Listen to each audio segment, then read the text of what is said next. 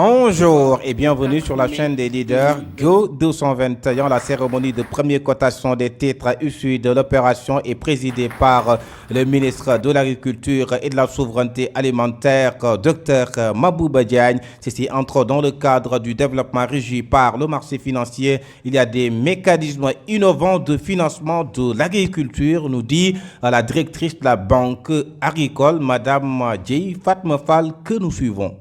Dans le cadre de levée des ressources nécessaires au renforcement de nos interventions pour le financement de l'agriculture sur toutes ces chaînes de valeur agricoles et en faveur de tous les acteurs des maillons de la chaîne de valeur, nous avons levé sur le marché financier de l'UMOA 80 milliards. Un impact important que nous avons déjà réalisé, cette levée de ressources nous a permis de renforcer nos financements sur le secteur de l'agriculture, aussi bien en amont par rapport à la mise à disposition des intrants agricoles que sur le volet de la production, naturellement de la transformation et de la commercialisation.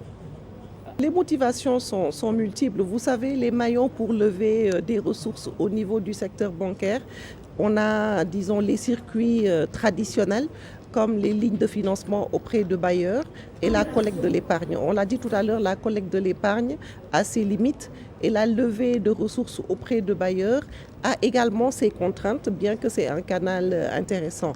Alors l'innovation a été d'aller sur le marché financier. Ça permet d'avoir, disons, une participation plus inclusive parce que vous avez des privés, des institutionnels et même des producteurs, pour notre cas, qui ont participé à cette opération-là. Et au-delà de ça, nous avons des possibilités de décaissement beaucoup plus souples, quasi immédiates par rapport aux lignes traditionnelles. En tout cas, dans notre cas, comme je le disais, nous sommes une banque spécialisée dans le financement de l'agriculture.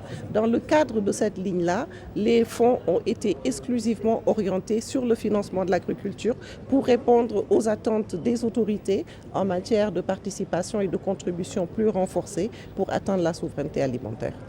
En termes de perspective, nous allons continuer et être encore présents sur le marché financier. Ça a été une toute première opération, c'est une opération réussie par rapport à la mobilisation des ressources, réussie également par rapport au renforcement effectif de nos interventions. Cette année, lors de la campagne précédente, nous avons injecté 130 milliards dans le financement de l'agriculture.